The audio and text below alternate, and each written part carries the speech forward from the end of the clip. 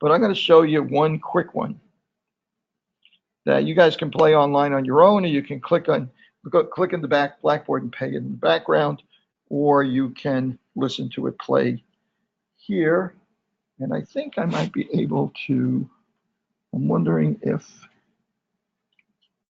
I turn this up, if I can do this without getting feedback. I'm going to play this. Okay, this is kind of hokey introduction to this, but maybe it'll make a little bit of sense. This week, we're going to use analysis of variance to compare. Okay, I'm going to narrate it. You guys at home will be able to hear this, but I'm going to narrate it because it doesn't seem to be. This past spring, I was lucky enough to get to the Brooklyn Botanical Gardens while the cherry blossoms were in bloom. They noticed something very interesting. They filled an entire field with these beautiful cherry trees, and there were just so many of them, and they were so close together that it was hard to distinguish the blossoms from one tree from the blossoms from another tree. There were a variety of trees that were present at the Brooklyn Botanical Gardens. Some of the trees were wide and very full of blossoms. Others of the trees were much narrower. I noticed that if the trees were very wide, if the blossoms were really spread out, that in order to be able to distinguish between individual trees, the tree trunks had to be very far apart. On the other hand, if the trees were very narrow, the trunks didn't have to be that far apart in order to distinguish between individual trees.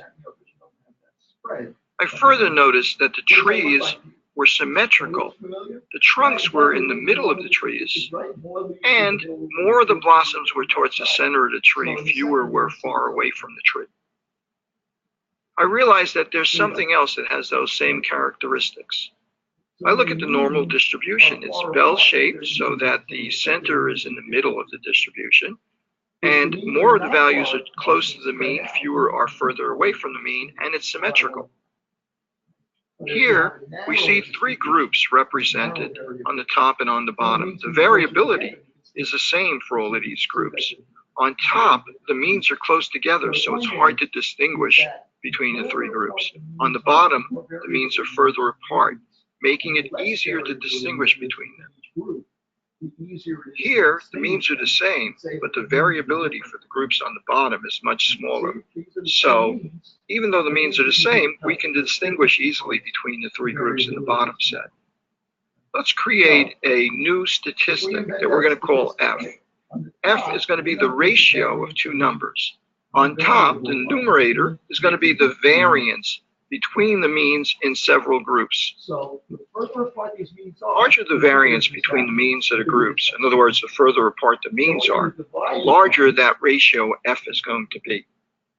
On the bottom of this ratio, we're going to put a number that represents the variance within the groups. As the variability within the groups becomes smaller and they become narrower, F also becomes larger. Our statistic F represents a ratio of the variance of the means over a number representing the variance within the individual groups. The further apart the means are, and the narrower the groups are, the easier it is to distinguish between the groups and the larger the value of F. F has a probability distribution associated with it. In this graph, we can see that there's a region that if F is large enough, we can be safe in saying that the means of the groups are different rather than being from the same population.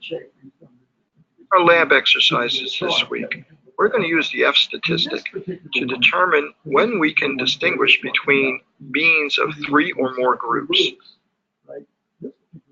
In this chapter, you'll find a demonstration of using Excel to calculate the F statistic, or analysis of variance. You'll also find a demonstration of using SPSS to do the same thing. The F score would have to have a certain value, a critical value. And we would look that up just like anything else. This is not mine. Okay, stop that. Okay, so if you spit blood when you brush, that's really what we're after doing here. So now I'm going to open up an Excel file. You can follow along with me if you want to. I'm going to open an Excel file which has a simple set of data. It's got three groups, and we have values for each of the three groups. Okay, you guys can hear me online, right? Okay, I think you can. I don't see a reason why you don't, so I'm going to continue. Okay, so let me find my data set here. I kind of messed things up. I was making notes as we were listening to the video here. Where'd it go? It's variance. There it is. That's the folder I want.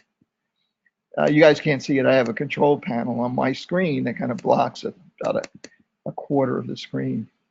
Okay, that's why you see me always working to the left a little bit. It's on the right side of my screen. Okay, it's called an ANOVA Excel demo. Okay, there's also a version of it that has a solved version of it for later on if you just want to watch me do it and not take notes. Okay, so I have three groups: Fred, Jim, and Alice. Could just as easily been method 1, method 2, method 3 as Levi called his groups. Could be hospital 1, hospital 2, hospital 3. Could be drug 1, drug 2, drug. It's just three sets of numbers, three groups that we've sampled. Sample size is 5 for each one of them. It just happens that they're equal sample sizes. They don't have to be at equal sample sizes. Just the case that's just the case here. So I could, if I want to, I could actually find the means of each of these three groups. So I'm going to go ahead and do that. So the mean, let's see, for Fred, I'm going to copy this down here. I'm going to copy these three. Okay. I'm going to take, cancel. I'm going to take the values for Fred here. And I'm going to calculate the mean equals average to these values. Okay, so the mean is equal to 1.8 for Fred. Going to do the same thing for Jim. Okay, the mean for his attempts, his scores, is equal to average of those 5 scores. And for Alice, I'm going to do the same thing for Alice. Okay, and that's going to be equal to average, parentheses, of the values for Alice. By the way, thanks guys online. Let me know that you can hear me. Okay, so now I want to know what the variability between these means and within these groups is. So I'm going to start with the variability within the groups. Okay, so how do I find the variability within the groups? Let's go flashback to session 1 when we're calculating, sum of squares and so on and so forth. So I am going to take 1.8. I'm just going to type it in here to save time. I'm going to take 1.8, put it in this box all the way down. That's the mean. And I'm going to take 3.4 here, drag it down. That's the mean, X bar for that group, for this other group, for Jim, whichever one this one is. Okay, and I'm going to go down here for Alice, and this is going to be 4.4, and I'm going to drag that down. Now, as you probably remember, the way we calculated the variance is that we first found the difference between X, each value, and the mean, equals this minus the mean, and I'm going to copy that down. Okay, I'm going to do the same thing here. That value minus the mean, and repeat that for each value. And I'm going to do it for here also. Equals this minus the mean, and so on. I'm going to copy this down. Okay, good. So now, if I add all these up, yes. Yes. Okay, you don't think 1.8 is right? No, oh yeah, look at that. Okay, what happened there? That's equal to, there you go, is equal to 3 minus 1.8. Good catch. And I'll drag that down. Okay, good. So now you guys you probably remember that if I now add these differences together, they're going to cancel out. So I square them. Equals this times itself. Okay, I'm going to do that for each one of these.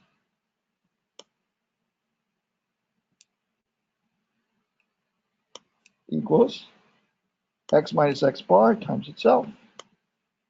And copy that down. is equal to this x bar minus x bar times itself. And copy that. Oops. Yeah.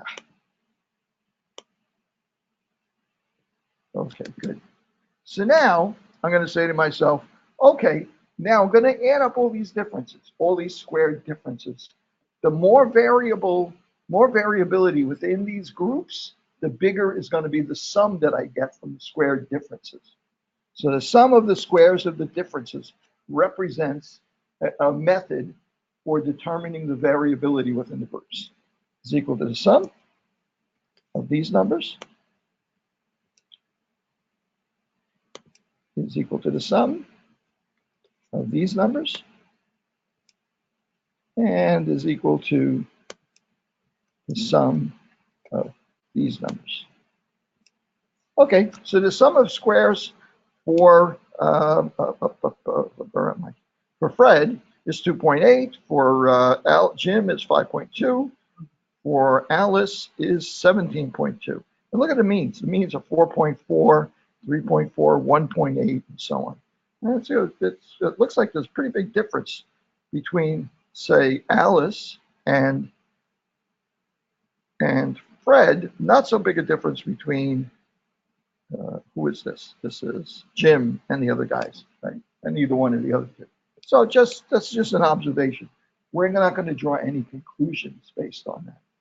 Okay, so now that I've done that, well, this is the amount of this is now I've built in these formulas so that they actually kind of transfer over to the other cells. So I kind of cheated you out of seeing me actually do the calculation. The sum of the squares of the differences within the group, within all of the groups, is equal to the sum of 2.8, 5.2, and 17.2. That's where this 25.2 comes from. Make sense? Right? So I want to look at this from the perspective of the average difference within those. In other words, that number would be big, could be blown up just by the fact there's a lot of, it's a large sample. Bigger the sample size is, the more the sum of the difference is going to be. So in order to change it into a variance, remember what we did before?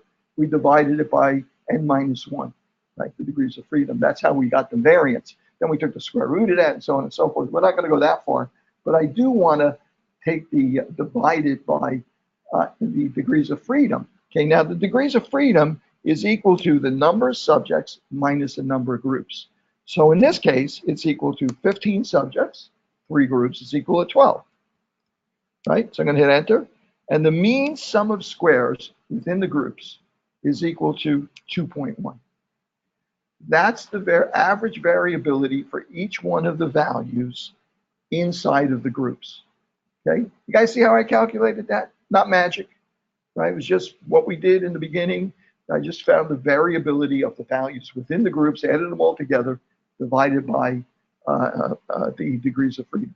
It's the same way, very similar to the way I would calculate the variance for any set of sample numbers, numeric sample numbers.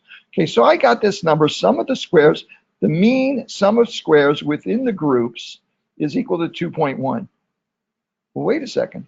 The mean sum of squares within the groups, that's what the bottom of my equation for an analysis of variance is. The smaller that number is, the smaller the difference between the means and the individual values, the smaller is going to be that number which is on the bottom there. Okay, just transferred over, right? Okay, so now I need to know what that top number is. Well, that top number, I'm going to go up here. The overall mean for the 3 groups is 3.2. Well, I just took the average of the 3 groups. Right, it happens to be the same sample size. So I just took the average of them. Right, you could take the overall average too. Okay, so the mean of one group is 1.8, the other group is 3.4, the other group is 4.4. So the difference between the overall mean and the individual means of the 3 groups, remember we're just looking at the means now, is 3.2, 3.2, 3.2. I'm just going to subtract these, minus 1.4. Yeah, in fact, that's going to come up here, as a matter of fact. Okay, so the overall mean is 3.2. The differences are negative 1.4, 0.2, and 1.2. They're going to cancel out. They're going to cancel out because negative and positive. So I have to square them. I square them. That's the difference. And now I'm going to get the sum of the squares. But here's where the sample size is going to come in. I'm going to include the sample size. I'm going to multiply the difference in the square of the differences times the count to get an overall differences, the squares of the differences. So if this had been a sample size of 6, now it would have come out to a larger number. So 9.8, 0.2, 7.2. The sum of the squares of the differences between the means is equal to 17.2. Okay, that's the way I calculate the top part of that equation. So what does that mean conceptually? The further apart the means are, the bigger this number is going to be. And the bigger the number on top here is going to be. Okay, well, let's go see what happens here now. The sum of the squares of the difference between the means is equal to 17.2. Now, we're just dealing with 3 groups, right? We're just looking at the means. So the degrees of freedom is the number of groups minus 1. 3 minus 1 is 2. And we're going to divide that into the 17.2 to get the mean, the average sum of squares between the means. A kind of a calculation for variance. And that turns out to be 8.6. So that top part of this equation is 8.6, and the bottom part of this equation is 2.1. Okay. Overall, if we divide the mean sum of squares within the groups into the mean sum of squares between the groups, we get a value of 4.09. So now, what was our null hypothesis here? I'm doing this backwards purposely, right? What was our null hypothesis here? What we're interested in proving is the mean for Fred and Jim and Alice are different. Maybe not all of them, but at least a couple of them, or at least 2, maybe all of them are different from one another. So our null hypothesis is mu1 is equal to mu2 is equal to mu3. The average for Alice is equal to the average for Fred is equal to the average for Jim. That's our null hypothesis. What's our alternative hypothesis? Well, for analysis of variance, our alternative hypothesis is not mu1 is not equal to mu2 is not equal to mu3, right? Because this statistic only needs, it really only shows us if at least 2 of the means are different, not necessarily all of them. We don't really know. All we know is that if we get a big enough F score, we know at least 2 of the means within that group have to be different. Okay, so that would see 4.09. I wind up with 4.09. How do I know if that F score is big enough? Let me backtrack a second. So the alternative hypothesis is at least 2 of the means are different, right? So how do I know if 4.09 is a large enough F score for me to reject the null hypothesis? Well, when I'm doing it mathematically, what did I do with the t-test? I had to go to a table, right? So I go to a table, and I think I posted it for you on Blackboard. Okay, and here's the, let's see. Okay, again, you see, keep saying REST there because I happen to have PDF files from that textbook. You could use, there's a same one as in your book as well. Okay, so wait a second here. There's 2 degrees of freedom here. There's degrees of freedom between the groups, right? What was that? 2. Degrees of freedom between the groups, between the means is 2, right? Remember, it was 3 groups minus 1. And the degrees of freedom within the group was 15 minus 3 groups or 12. Okay, so the number going, just in case you're wondering that, like you might get them confused, notice that the numbers across the top are smaller numbers than numbers along the left side here. So the top represents the degrees of freedom between the means. That's our 2 degrees of freedom. Okay, and the column on the left means the degrees of freedom within the group, and that's 12. So we want to go down to column for 2. And what is this? This is an F distribution for values for right tail probability of 5%. In other words, we would only get this big an F value if there were less than 5% chance that the null hypothesis were true. Right? We would only expect to see this extreme in F value, this big an F value, if 5% of the time if the null hypothesis were true. In other words, there's less than 5% chance that the null hypothesis is true, so we can go ahead and reject it, at that level of confidence. So let's see what we got. What is our critical value? It's going to be down this 2 column, 2 across. What's our critical value for this analysis? 3.89. So our critical value is 3.89. And what's the F-score that we calculate? Yeah, 4.09, right? So what can we say about our null hypothesis? We can reject the null hypothesis and accept the alternative hypothesis. All I know is that I have less than a 5% chance of getting this extreme of value for F if the null hypothesis is true. So, in a sense, I know real statisticians don't like to put it this way, but in a sense, it means that I have less than 5% chance of being wrong when I reject the null hypothesis. I don't know what the significance is. I don't know what the real p-value is. I only know because I'm bigger than my critical value. I only know that my p-value, my significance, is less than 5%. It would be nice if I actually knew what that p-value is. I could report it in my abstract, right? Well, that's what we got SPSS for. Because SPSS will not rely on a simple table that only shows you the critical value. It'll actually calculate that for those degrees of freedom, what that F distribution looks like, and actually calculate how much of the tail is left at 4.09 and give you that p-value. So now we're going to open the same data in SPSS. It's on Blackboard also. Okay, let me see here. How you guys doing online, by the way? Are you guys getting this online? Does it make sense to you? At least so far. Okay, I think that's a yes. I don't know if that's a yes that you can hear me or a yes that makes sense. Okay, good. That's a new yes. Oh, is that an old yes? Okay. Okay. All right, so I'm going to open this up. Let's see. SPSS demo for ANOVA. I think this is it. This is the file I'm looking for. We'll know as soon as we open it up because it'll have the same values.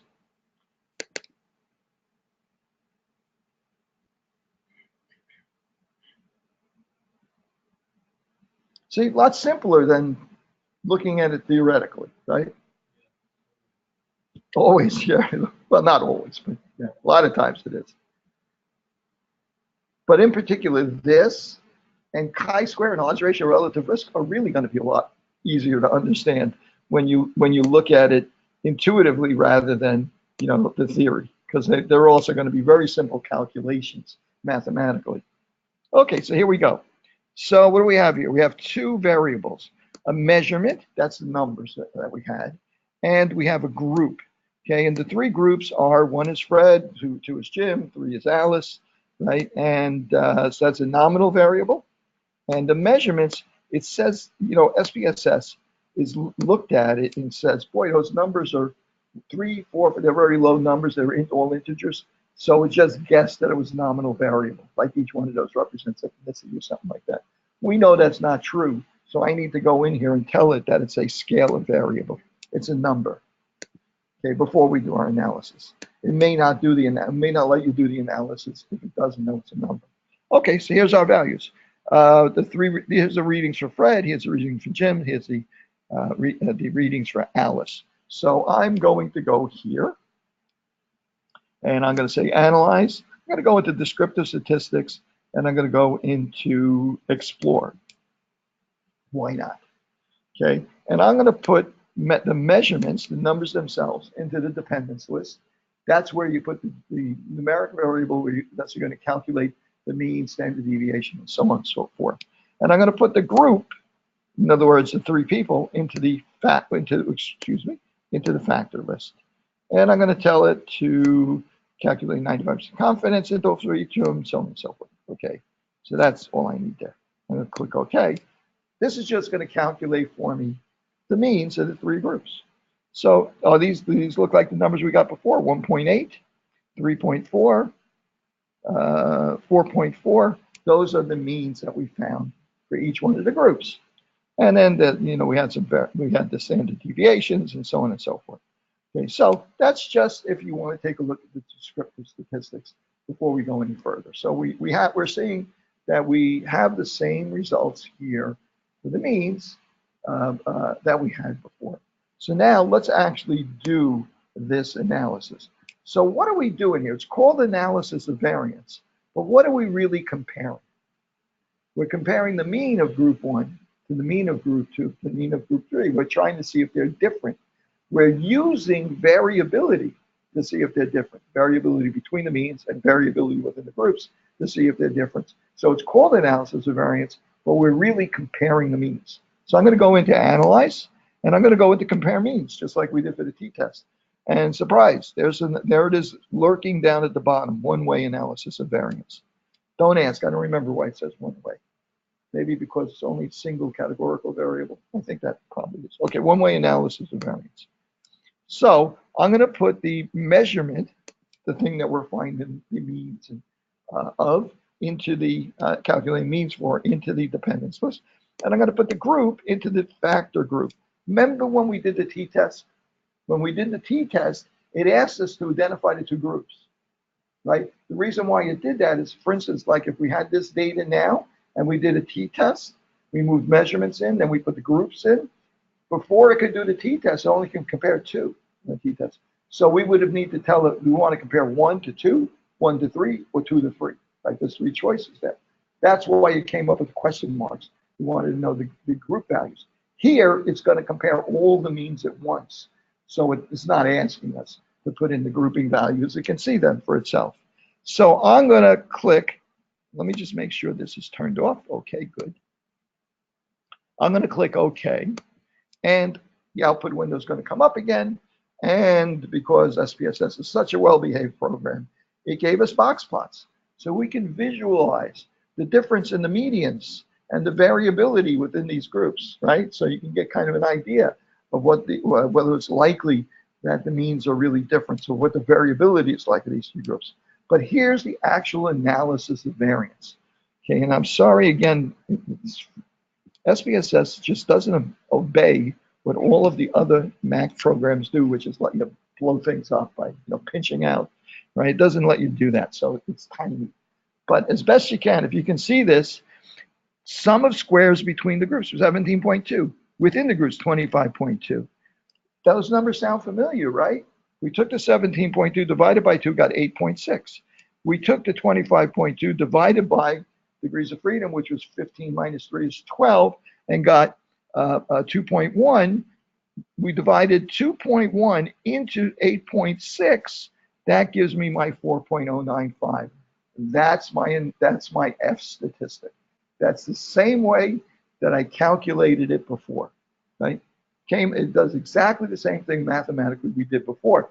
Now, we were constrained by the fact that we don't have like the equivalent of the Z table for every different possible number of degrees of freedoms for means and for samples and so on and so forth. In a book, we can't look that p-value up like we would for Z value, right? So we can only look up the critical value for our number of degrees of freedom, 2 and 12.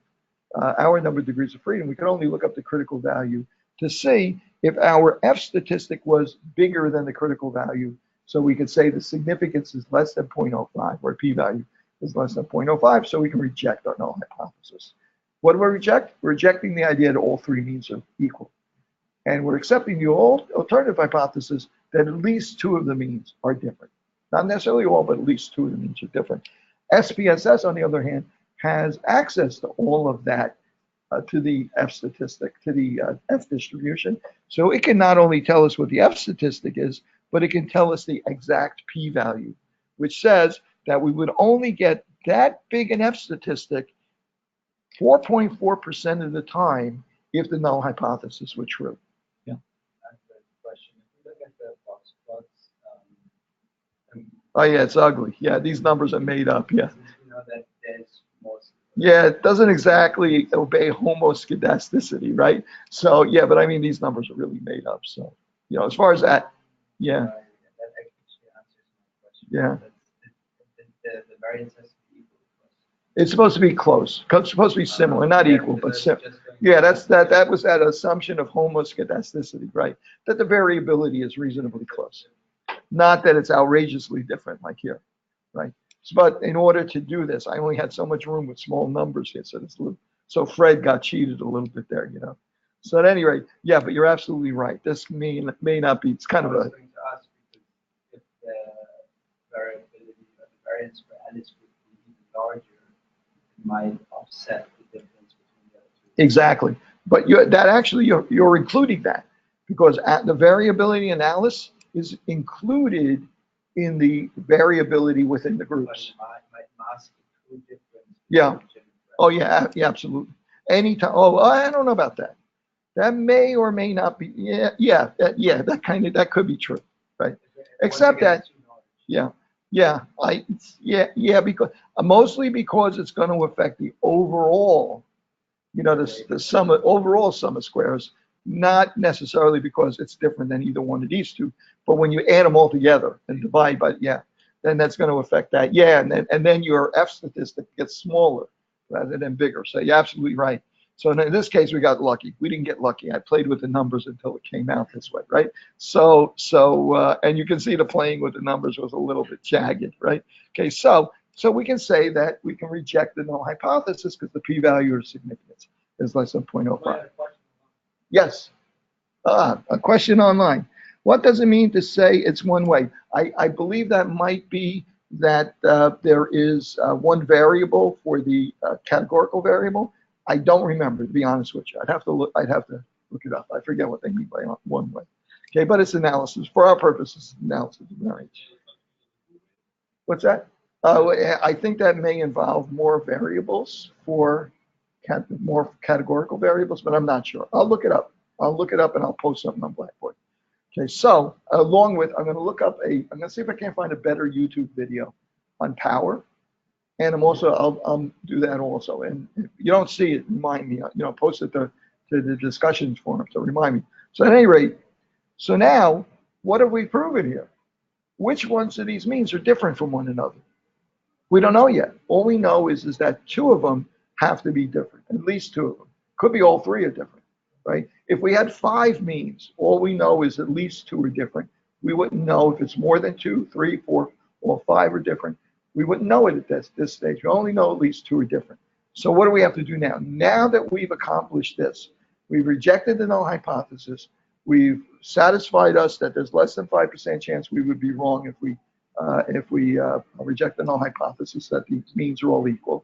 And we now go to now take the alternative hypothesis, at least 2 are different, but we have to determine which 2. And for that, after we've satisfied us, the first part is true, now we go to the second part where we do a post hoc test. So now I'm going to go to analyze, compare means. What is that, by the way? Is that from outside or inside? Hey, listen, it's better than the fire engines go by on the last lecture, right? So anyway, compare means. You guys online probably can't hear that. I don't know what's going on out there. Okay, one-way analysis. There's a festival going on outside. One-way analysis of variance. Okay, same as I did before. That's still set up from before, except this time I'm going to go into post hoc. You guys remember which of these post hoc tests that Levi suggested that we use as a default in most cases? He suggested Tukey or Bonferroni in some special situations. We're going to use Tukey. There's reasons why you would use all of these different tests. One may work well for certain kind of variable or certain kind of measurement and so on and so forth, for comparing so many, 2 groups or 3 groups or 7 groups or something like that. So there's reasons for each one of them. By default, typically, you'd probably be using Tukey. Okay, so I'm going to use Tukey. I'm going to click Tukey.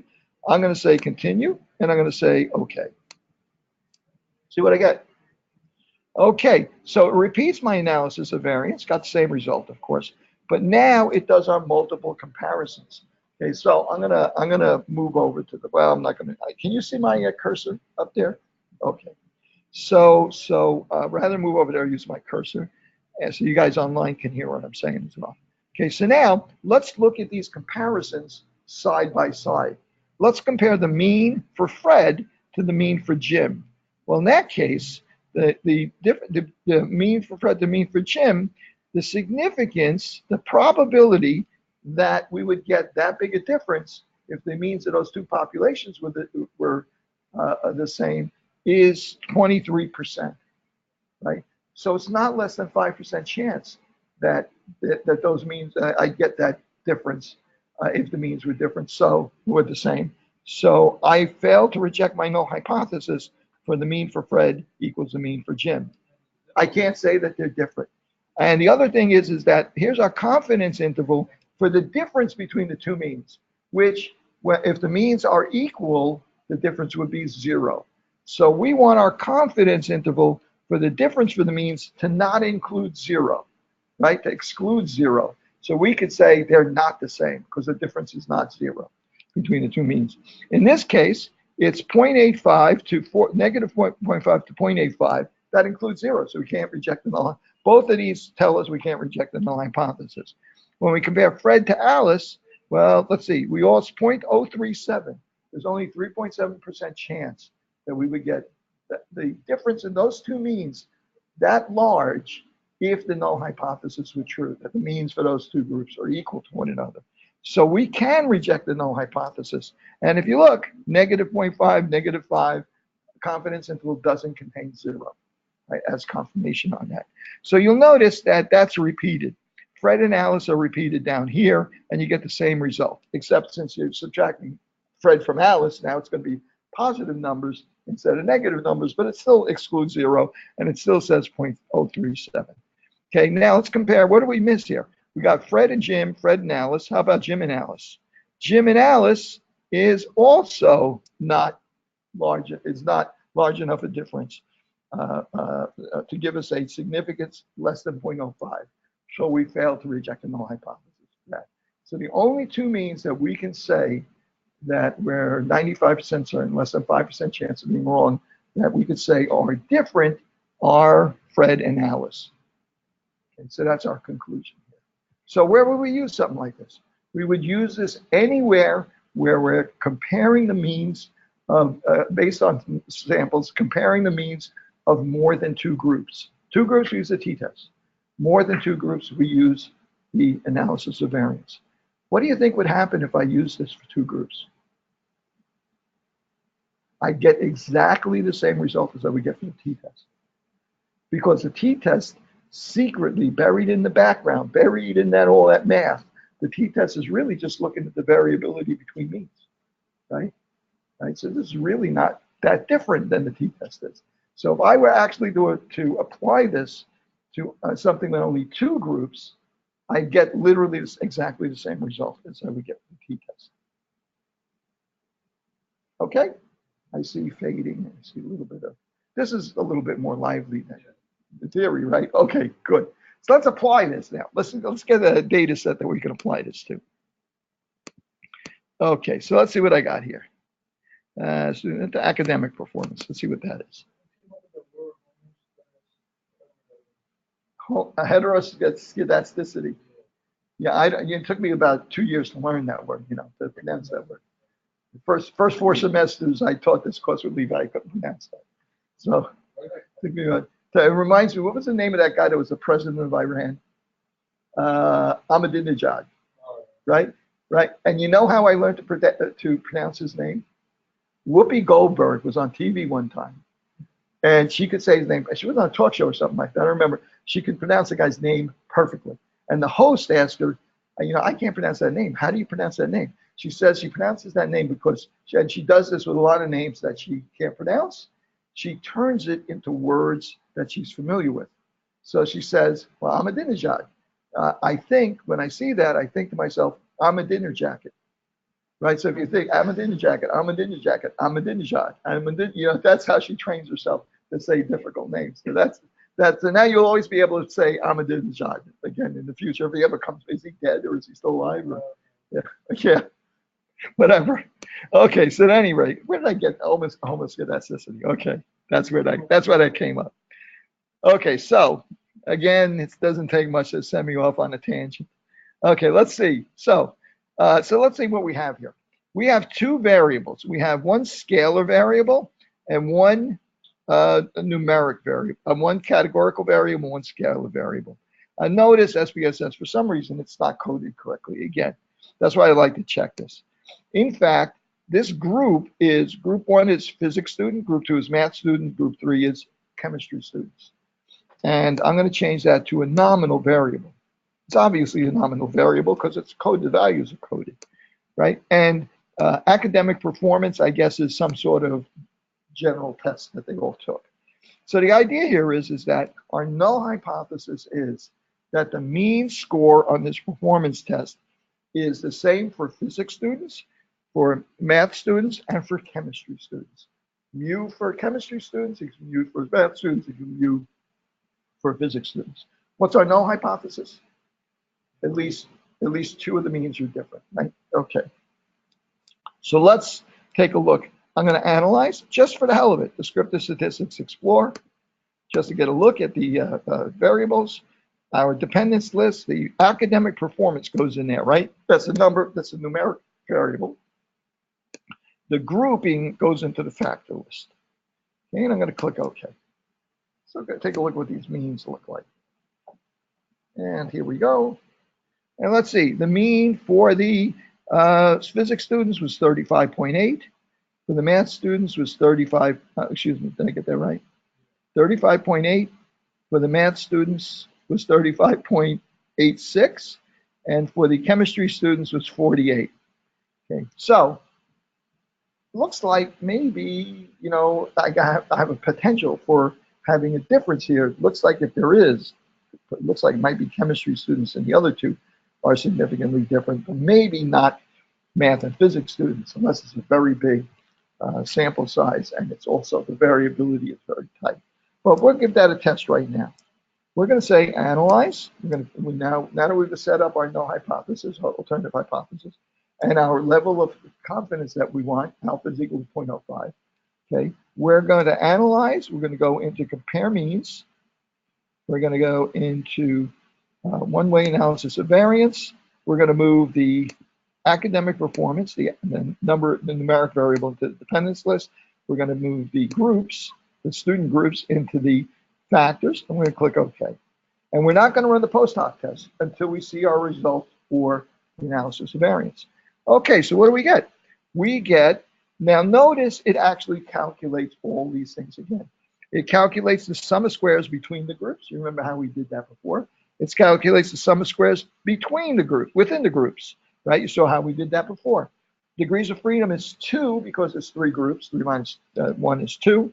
Degrees of freedom within the groups, it must have been 45 people because it's 42. There's 3 groups, and we know it's the total number of people, total number of subjects minus the number of groups gives us the degrees of freedom. Within the groups is 42. We find the average mean sum of squares. They call it mean squares. It's really the average or mean sum of squares, right? We take the sum of squares divided by the degrees of freedom, and the mean sum of squares is 764, and the mean sum of squares within the groups is 38. The F statistic is 764 over 38. I don't know why I bothered to calculate the total there, is equal to 20. The F statistic is equal to 20.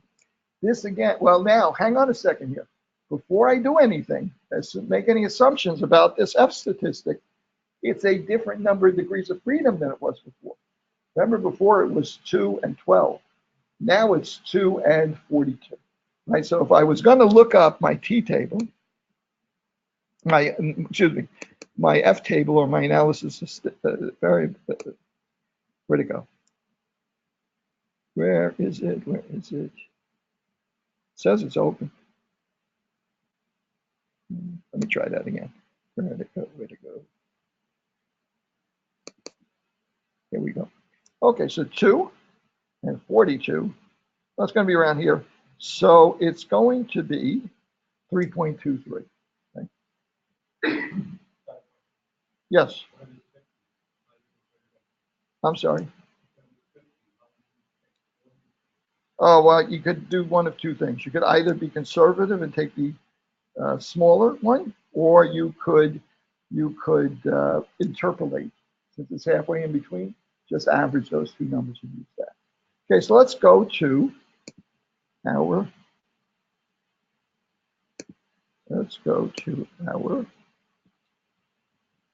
excuse me, SPSS. I want SPSS. Let's go to our result here and see, where were we again? Oh, I didn't do it yet, did I? I did do it. Didn't I just see 20? I didn't do it.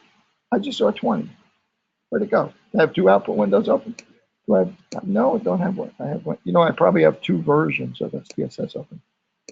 Analyze, compare means, one-way analysis of variance. I'll do it again. Measurement group. Now, I don't know which one this is for, though. Is it all the way? Yeah, I think you're right. Yeah, this is the wrong one. Yep. Okay. There it is. Okay. And now, here's my output document.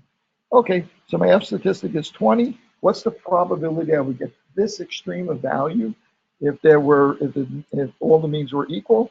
It's less than 1/10 of 1%. Right? It's never really zero. Less than 1/10 of 1%. That's why the SPSS throws in those 3 zeros there. So I can reject my null hypothesis. I still don't know where the differences are. I have to do the post hoc test.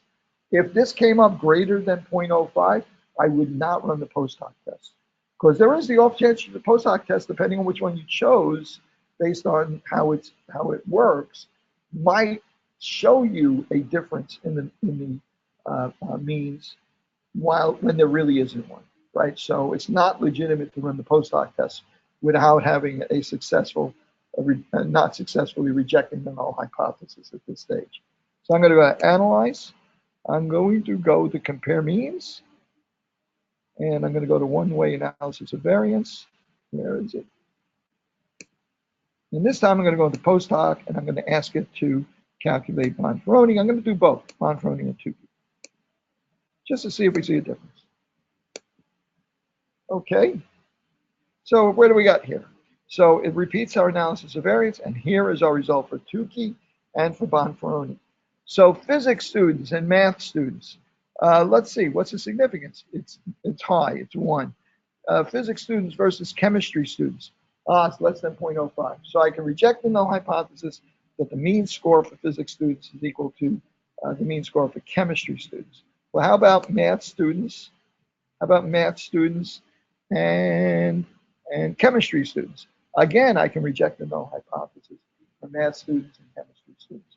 But I can't reject the null hypothesis for physics students and math students, right? I can't say that their means are different. And if you look at Bonferroni, we wind up with basically the same result, right? The numbers, the confidence intervals are a little bit different because it's a different methodology. But in this case, we wound up with the same result. Yes?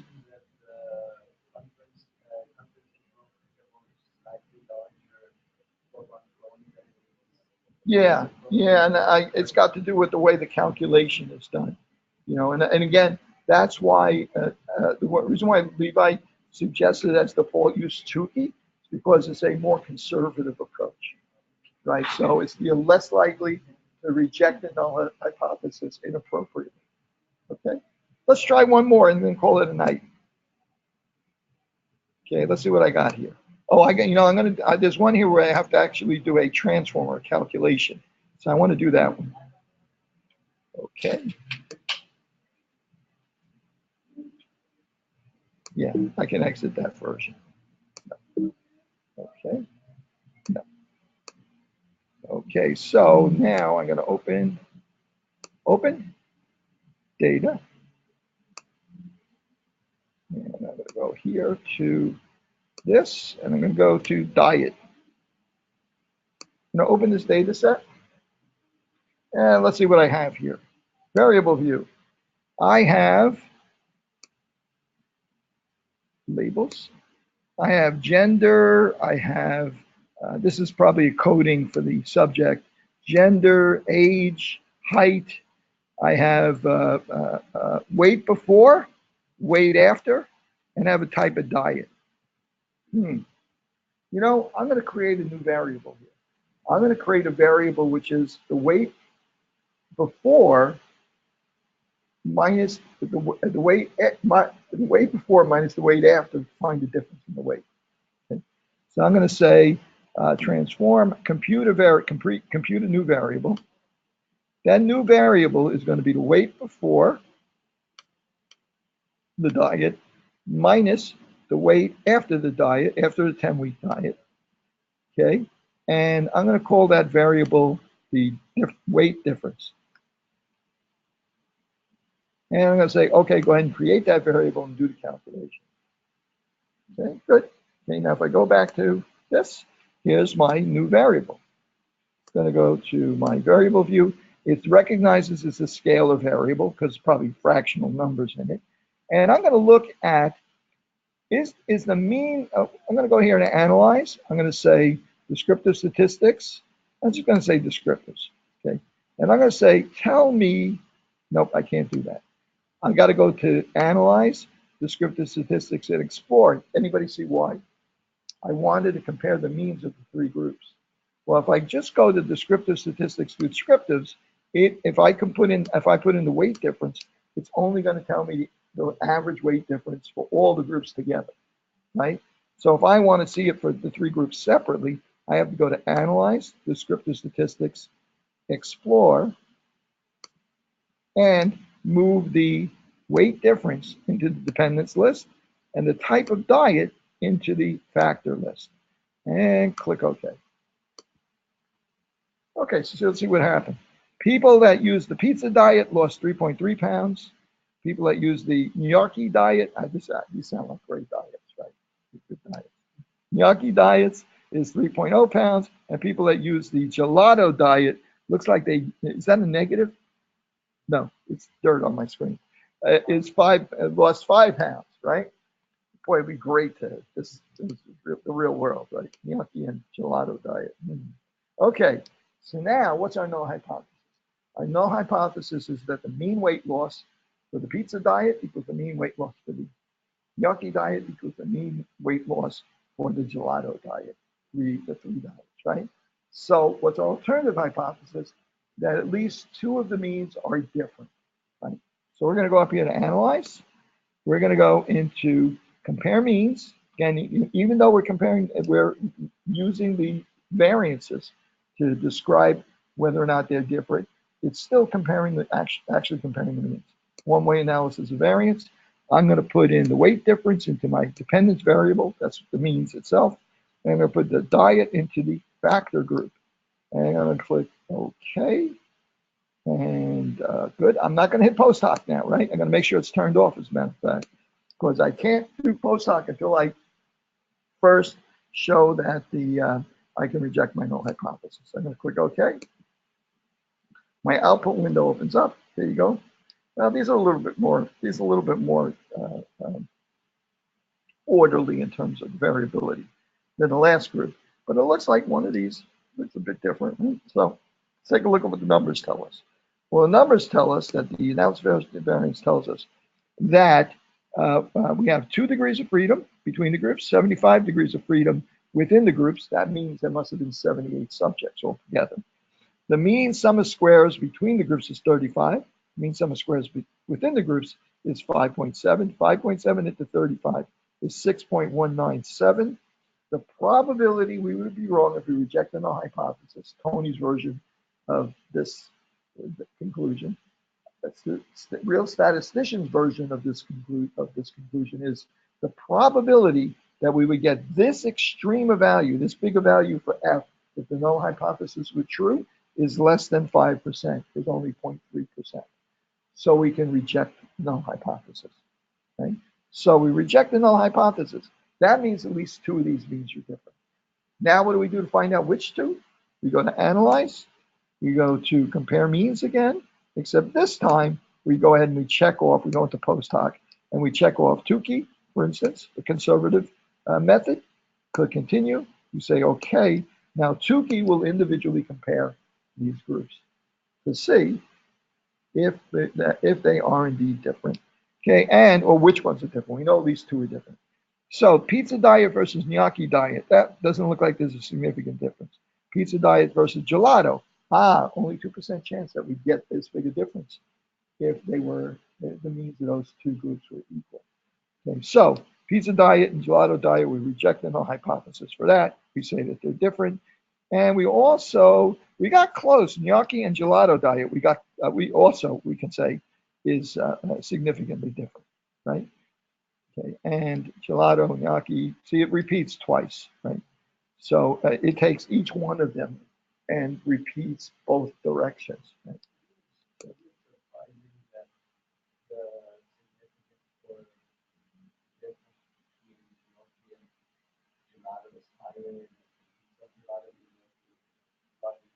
Yeah, let's take a look.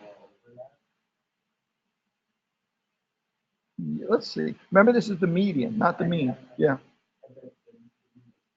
Yeah. Look at the outliers here, though. So the variability here is more than it looks like, right?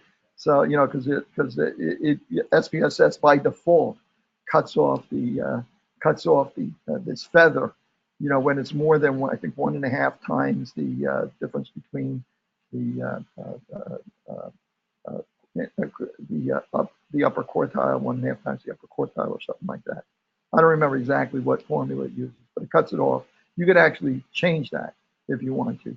But yeah, you got outliers in there, so that would get a clue. So they would have been this. They all would have had very similar variability if one of these had been a little closer, right? Because then it wouldn't have looked at the others as outliers, most likely. So yeah, so that's where we stand. So that's basically how we would use this, right? Any questions? See, in practice, it's a little bit more reasonable than it is in theory. Okay, like I said, 2 things. I'm gonna look up why it's called one-way analysis of variance, and you know, when I'm driving home, it may come to me, or I'll wake up in the middle of the night, cold sweat, and it'll come to me. And the other one is I'm gonna try and find a good YouTube video that illustrates, you know, because the problem is that they have access to nice graphics, so they can show you that, you know, color in the areas and show you moving. Levi had a really noble attempt at showing you the way as the sample size got bigger, how they narrowed and how the overlap, the beta and the alpha changed, the areas changed. He really made a noble attempt at it, but he didn't have the tools that some of these guys online do. Yes. Sure.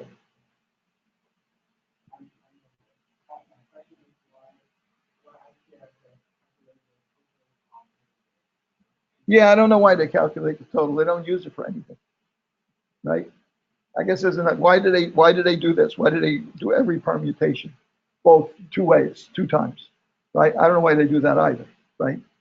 But they do. That's just the way SPSS handles it, right? So obviously it doesn't need to do it because the results are all the same when they do it twice. It's always going to be the same when they do it twice, right? Just a negative. You know what the difference is?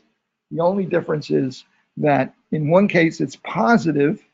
The 95% confidence interval are positive numbers. In the other case, it reverses the sign because it takes before minus after instead of, you know, Alice minus Jim, then becomes Jim minus Alice. So the confidence interval has the same numbers, but they're different signs. Yeah. But in any case, even though they're different signs, they're always, if it excludes 0, it's still going to exclude 0 when you change the signs of each one. Right? It's always going to exclude 0. If it doesn't exclude 0, it won't exclude 0 when you change the signs either. Okay, guys, online. I think that it's 7:47 now, so I think it's a good time to quit. We missed the party. We can join the party down on the street now.